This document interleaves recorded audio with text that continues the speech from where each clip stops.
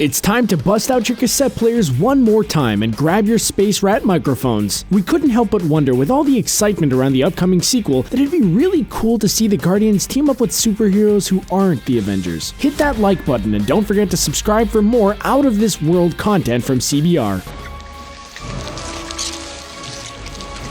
Hey, Parker. Venom. Fans of Spider-Man and Marvel in general will no doubt be well aware of Venom, the symbiote creature that's essentially Spider-Man's darker self. Depending on which version of Venom is being portrayed, he's either gone from supervillain to anti-hero, which makes him something of a unique and fascinating character. The first Venom host, as we all know, was Eddie Brock, the Daily Bugle photographer who has it in for Peter Parker. Who are you? It's Brock, sir. Edward Brock Jr. I work at the Daily Bugle. And I'm dating your daughter.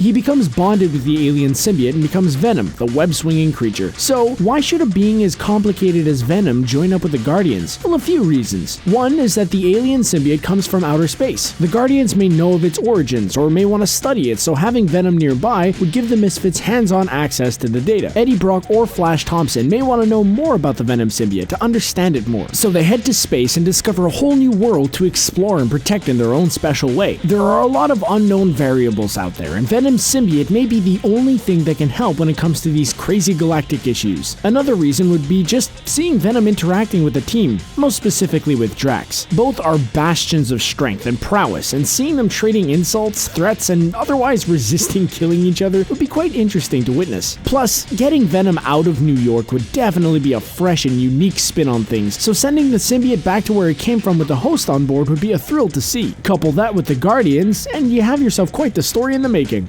You either die a hero, or you live long enough to see yourself become the villain. Batman. Wait. Batman, he's from DC. This is true. But we're all for crazy and unconventional crossovers here, and we think that if the powers that be could make it happen, either on paper or on the big screen, then this is one team up we'd love to see. Batman has already proven he's a team player. He's part of the Holy Trinity with Superman and Wonder Woman, and is a member of the Justice League, which is a tightly run ship of super beings, and one rich guy, who are tasked with protecting the planet from all threats. How interesting would it be if we removed Batman from that comfort zone of being so well run and toss him into the Milano, Star-Lord's flimsy ship that shouldn't be viewed with a black light for reasons. If I had a black light, place would look like a Jackson Pollock painting. You got issues, Quill. We're sure the pairing would be straight up hilarious, as the Guardians would be trying to ensure Baby Groot doesn't accidentally blow something up, while Batman's facepalming in the corner in disbelief, wondering how he ever got to this point. We'd especially love to see him argue the finer details of gadgets with Rocket Raccoon, who has a penchant for explosives. Something that Batman would probably be interested in, but would also completely disagree with Rocket's methods. This would be one random team up, but due to the differences in personalities, we're certain it'd actually end up being much funnier than we think. My name is Ms. Marvel, and I'm here to welcome you to Earth. Now go home. Miss Marvel.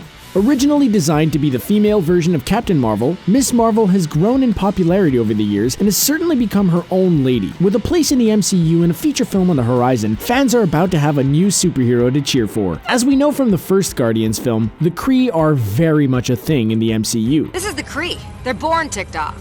Ronan the Accuser did try to destroy Xandar with them in that film, plus they were referenced in Marvel's Agents of S.H.I.E.L.D. Miss Marvel, on the other hand, like Captain Marvel, gained her powers through Kree technology, so the Guardians would certainly want to launch some kind of investigation to the Kree technology that they've heard about. Perhaps they would then, in turn, summon Miss Marvel to space with the help of Yondu, and essentially hold Miss Marvel captive, which would be a huge misunderstanding, but we can't blame them for being cautious after the whole Ronan thing. Once the Guardians have that mess cleared up, they would no doubt want to team up with someone who has access to the Kree technology to take on the remnants of the Kree Empire left behind by Ronan. The two would team up to take on the forces, and we get to see the full extent of Kree versus Kree mayhem. Superman. This one's a bit of a no-brainer, eh? The son of Krypton is the most popular alien in modern pop culture image, aside from the famous Martian image we've grown so accustomed to. Born on Krypton, Kal-El was sent to Earth early on in his life to live on Earth after his home planet was destroyed. As Superman, he spends most of his time on Earth, but Supes can totally fly up into space should he so desire, and travel the cosmos, either as a vacation to himself or because he's fed up with humanity. As he travels through space, it'd be so out of character, yet so interesting to see him make make a pit stop at nowhere. I mean, a giant celestial head floating in space is bound to draw in some curious minds. Once there, he'd stumble upon a certain ragtag team of interstellar space misfits where he'd get a crash course in bad manners and rowdy behavior. Superman is something of a Boy Scout. He symbolizes truth, justice, and the American way. So, take that mantra that the Man of Steel has lived by for so long, and then you set it on fire. The Guardians would probably be a bad influence on him, with Rocket especially egging him on to do something bad, probably akin to Tony Stark egging on Bruce Banner to Hulk out in the first Avengers movie. Drax would no doubt try to prove his worth by landing a punch on Supes, but we all know that ain't gonna work. But the crossover would totally fit, as Superman would act almost like a surrogate father to a bunch of misfits who decide not to listen to him, resulting in Superman having to chase them down and make sure they don't get into any more trouble. We think Quill and Supes would find some time for a heart-to-heart though, since Quill's half alien and all. I've killed things from other worlds before. Wonder Woman. Unlike the previous entries on our list, we're gonna spice things up a bit and not have Wonder Woman head to space to meet the Guardians. Instead, the group of misbehaving space heroes find themselves back on Earth, but in the Amazonian territory, away from conventional society and regular social norms. We're not sure how the Guardians would return to Earth unknowingly, but we think that some kind of space portal that leads to Wonder Woman's home turf makes the most sense. Once there, the Guardians, especially Peter Quill, would have no idea that they're actually on Earth, as Amazonia is straight up something out of a fairy tale or a myth. They'd probably think that they're on some lost, uncharted planet. Once there, they'd no doubt cross paths with the female society of the Amazonians and Wonder Woman herself. After a no doubt violent introduction, or perhaps an interesting verbal confrontation, the two would eventually realize that they mean each other no harm and decide to team up. From there, it'd be a most interesting combination. The woman from a different time and the man taken away from Earth. Perhaps there'd be some friction created between Quill and Gamora once Wonder Woman enters the equation. Look, I'm gonna be totally honest with you. I forgot you're here. But we're certain that Quill wouldn't do anything to jeopardize anything. More a case of him being smitten for a few moments, which would create some funny moments and give Rocket something to tease Quill over. The team will certainly be floored by Wonder Woman's over-the-top power level though, and she'd certainly be fascinated by beings that have come from the sky, much like her fellow Justice Leaguer Superman. I have an army. We have a Hulk. Hulk. We know that Bruce Banner somehow made his way into space after the events of Age of Ultron before making his gladiatorial debut somewhere in the cosmos. So what exactly has Banner been doing all this time? We think there's a prequel story waiting to be told here, and we'd love for the Guardians to be the ones to find him. What if Yondu and the Ravagers ended up picking up Hulk in a similar fashion to the child Peter Quill and brought him on board? Or tried to, at least. Hulk would have naturally wrecked their whole ship. He really grows on you, doesn't he? We're not too sure if Hulk can survive in space, but let's assume that he can for at least a bit. He'd be floating out in the cosmos before passing out and being saved by Star-Lord and the gang. Once Banner is back, they trade stories and realize that they both have a lot of things in common, especially their intertwining quests that involve the Infinity Stones. It'd be a rock and roll adventure in space as Banner, the brilliant scientist, realizes he's no longer on Earth and goes full science mode on everything in sight. We see him getting along particularly well with Groot. That guy's so peaceful. Well, for the most part, when he's not smashing things to bits. Like Hulk. Whatever adventure the Guardians would be on with the Hulk might not end so well, as Banner would naturally Hulk out at some point, which will catch the attention of the Grandmaster, Jeff Goldblum's character in Thor Ragnarok, and thus the Hulk's incarceration as a gladiator warrior. Green Lantern Corps. While on the topic of green beings, the Green Lantern himself would certainly be an interesting mix to add to the Guardians. The Green Lantern Corps is already an interstellar space police unit, so having them cross paths with a group of law-breaking misfits would certainly be an interesting combination. The Guardians could end up being framed for something, so the Corps sends Hal Jordan or John Stewart to investigate. While John Stewart would be refreshing to see on the screen, we think Hal's personality would work so well with Peter Quill's. We could totally picture those two bromancing hard as they talk about the finer things in life. Imagination, breaking the rules, and their shared history of leaving Earth for galactic missions. Once they get that out of the way, having a few members of the GLC show up and team up with the entirety of the Guardians would be in order. This is where Stewart would come in, and a whole bunch of imaginary green weaponry and wonderment. Rocket might be able to think of a crazy and unusual contraption, but the Green Lantern crew can think of literally anything and manifest it. Seeing the two extremes of creation work together sounds like quite the fun treat, especially with a frustrated Rocket Raccoon consistently trying to one-up the power of the rings to no avail. You guys look like an 80s rock band.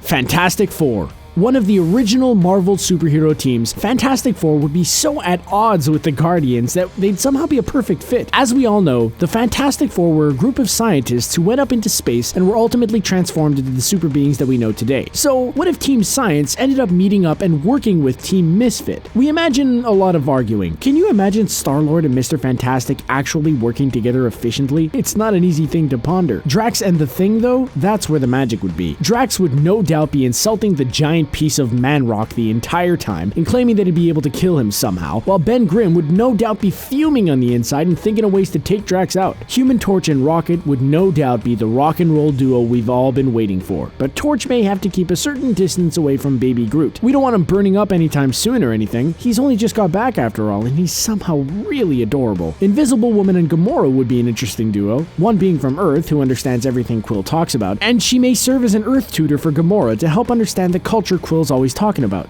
We're just like Kevin Bacon.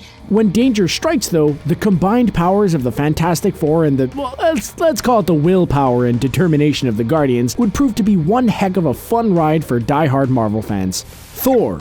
It seems like Thor's just picked up and gone on a road trip in space. We've all seen the trailer for Thor Ragnarok now, and yes, it looks amazing. This new direction for Thor looks wacky, fun, and unique, and we love that they've taken a big step away from the whole Earth and Asgard thing. While we don't know much about the film yet, we do know that Thor is out in the cosmos doing his own thing. Actor Chris Hemsworth stated that Thor is certainly enjoying being a drifter, being a solo cowboy out there, and this has us raising our eyebrows. If Thor continues to be a drifter after the events of Ragnarok or the Infinity War, how awesome would it be for him to just walk into a space bar one day and find the Guardians just chilling there? Being Thor, he'd join them for drinks, and next thing we know, they found a quest that needs their immediate attention. The new Thor looks to be funnier as well, making quippy jokes despite the fact that it looks like he's been sold into space slavery to fight as a gladiator, so he'd fit right in with the Guardians' trademark humor. Plus, Star-Lord could introduce Thor to Led Zeppelin, who have a bunch of songs about Norse mythology, including the Immigrant song, which was used in the Ragnarok teaser. We think this pairing would be perfect, and we really hope it somehow happens.